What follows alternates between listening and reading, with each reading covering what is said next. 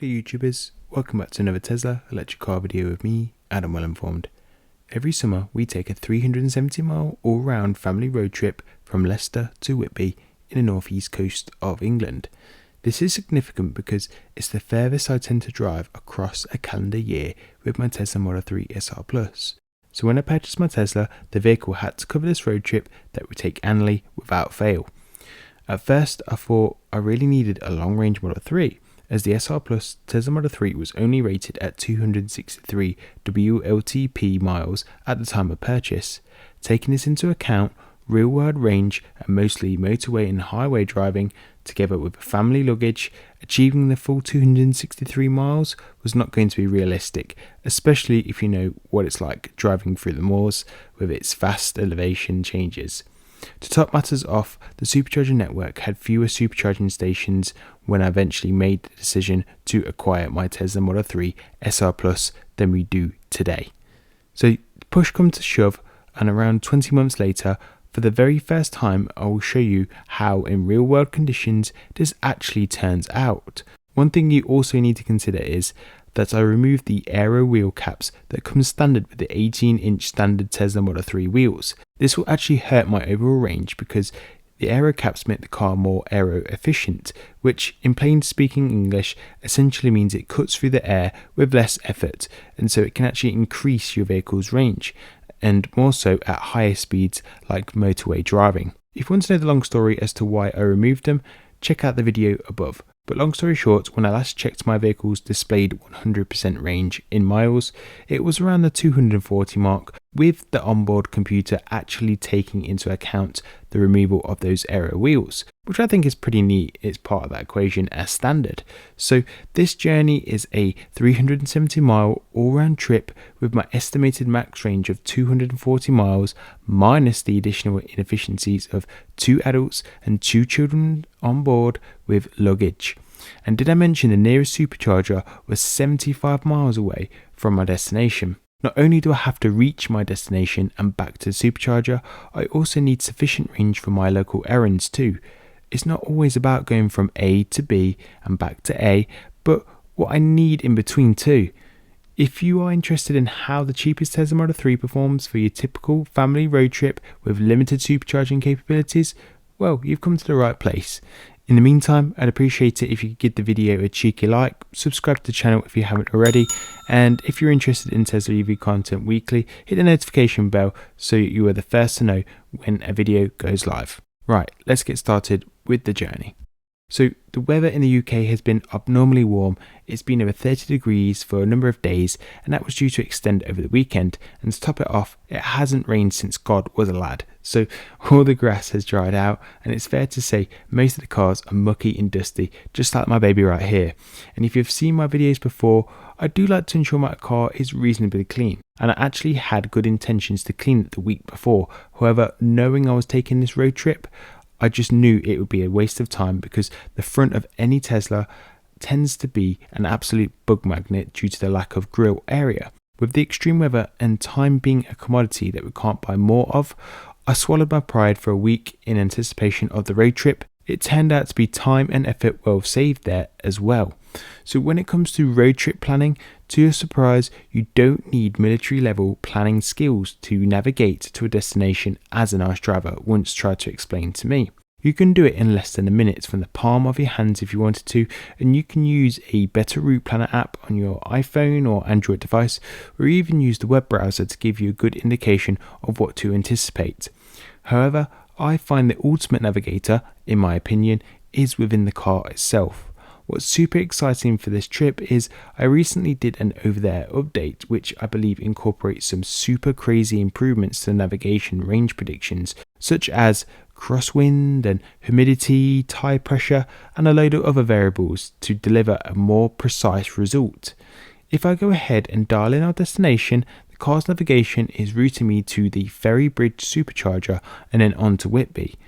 This single journey to the supercharger is estimated to suck around 50% of the battery and then a quick 15-minute supercharge, which would get me to my destination with over 20%. 15 minutes and quick?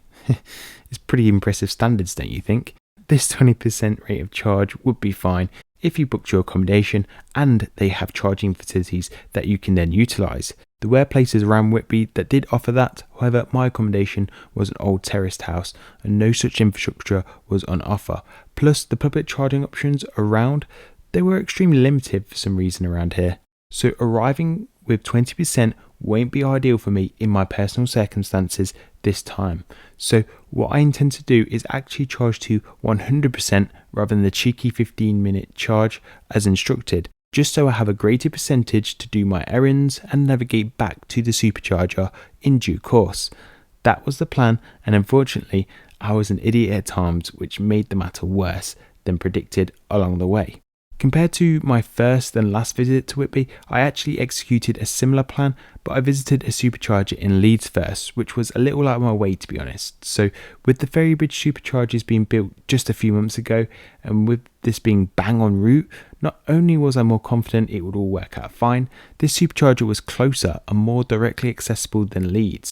So actually it would save me some journey time over my previous outing, which was music to my ears, plus I knew this would happen when I purchased my Tesla. It was no secret with time and with greater EV adoption that more superchargers and rapid chargers would go live and be placed in less dense areas, making overall longer trips quicker than ever before.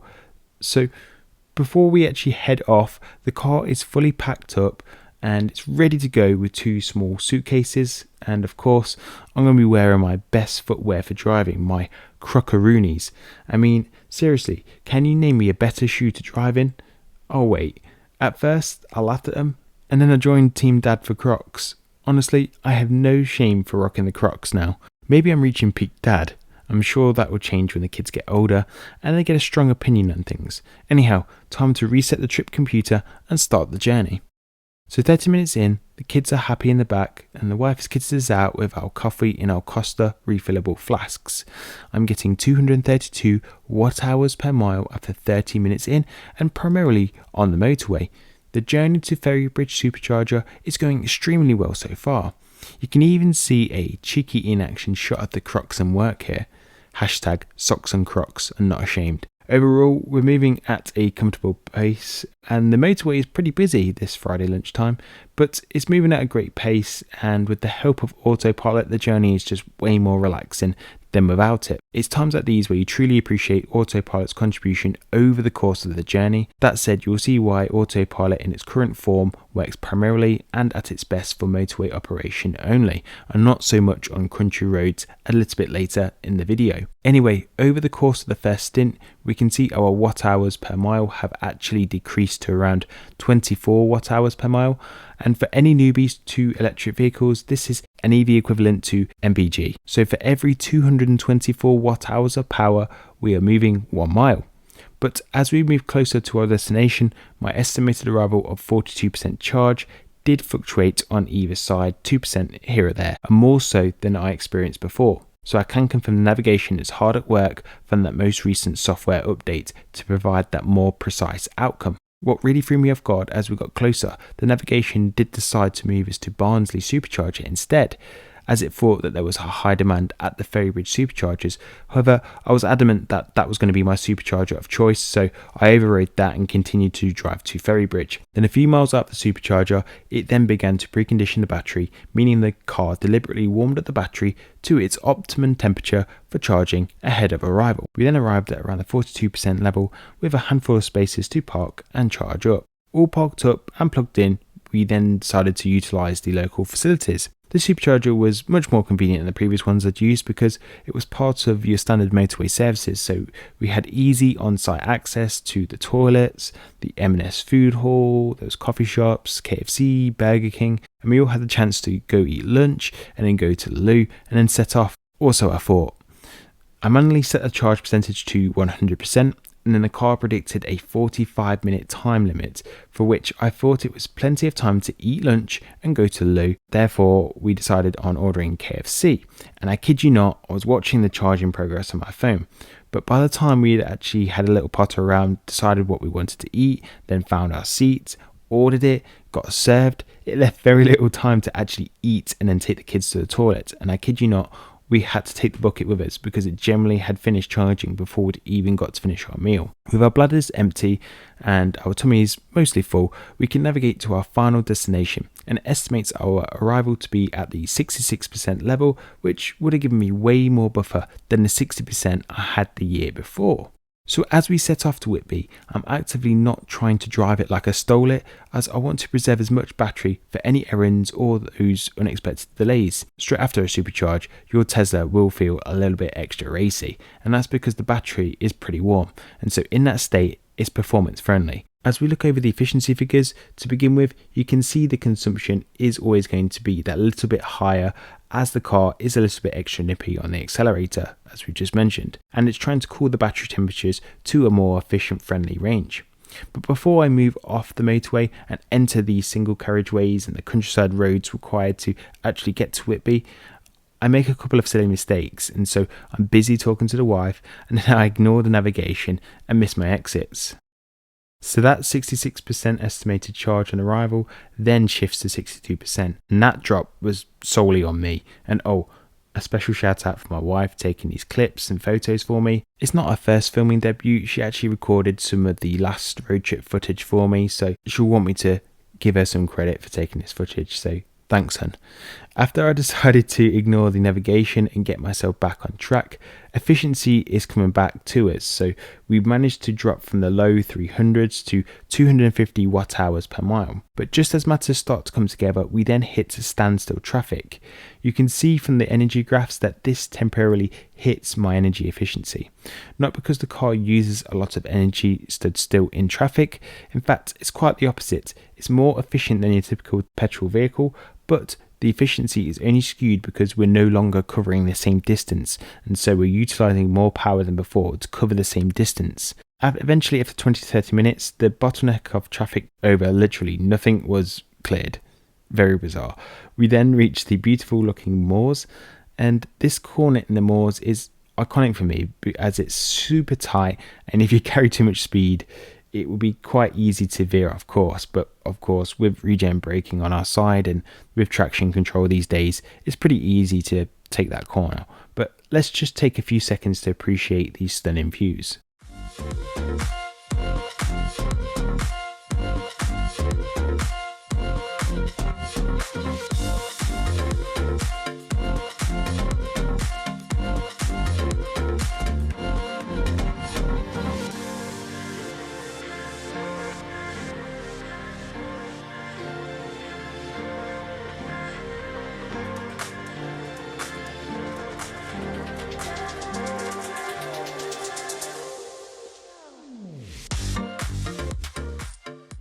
In addition to the gorgeous views, you may have noticed the difference in elevation. It's so bad that the pressure physically gets to your ears, and it's quite similar to the experience you have when you're flying, but not quite as severe. And that elevation change actually manages to add 1% of charge, purely from the regen braking from 62% to 63% along the way. And we then get to our destination with 61% charge, covering 177 miles, using 40 kilowatt hours of energy to do so, achieving a grand average of 225 watt hours per mile, which equates to around 4.4 miles per kilowatt hour of energy. Not forgetting that this whole trip was not a fair balance between city and highway driving. It literally felt like 10% city driving, 55% motorway and 35% windy country roads. With virtually a full car and a demanding route, I'm happy with that level of efficiency for this trip, but that's not the only talking point as we come to our conclusion. So to conclude, is it possible to road trip in real life conditions with the family in the Tesla Model 3 SR Plus and do so successfully and easily? Well, I can actually only answer part of this question. I seem to have run out of time to cover the whole journey, for which I will cover the errands and the journey home in a second part to conclude the whole journey. But to sum up matters to this point, I'm an idiot for not listening to the navigation and wasting energy, but in reality, in my mind, that 4% wasted is already baked in for margin for error and just sheer traffic issues. Arriving with 61% was sufficient in my eyes for what was planned over the long weekend. More importantly, the single charging stop did not negatively impact our journey. The stop at the services was actually around the halfway point distance wise. Sadly, in the end, it didn't actually work out that way with time wise, with the traffic issues on the second stint, but distance wise it was the perfect time for a break right in the middle and ensuring that we could empty our bladders in sufficient time. And over the course of the whole weekend, I did also unfortunately make some rookie mistakes, and I mean real rookie mistakes, which then wastes battery unnecessarily, and you'll see it's more of a do as I say, not as I do approach. And finally, we can see if I had sufficient range to return to the supercharger without charging elsewhere. But more importantly, was it unnecessarily stressful to navigate and operate a Tesla Model 3 SR Plus as a family? And finally, how much did the whole journey cost overall? If you currently don't drive an EV, let me know how much you think the actual total journey is going to cost me. I'd like to know what your predictions are, and I'll actually address them in the follow-up video.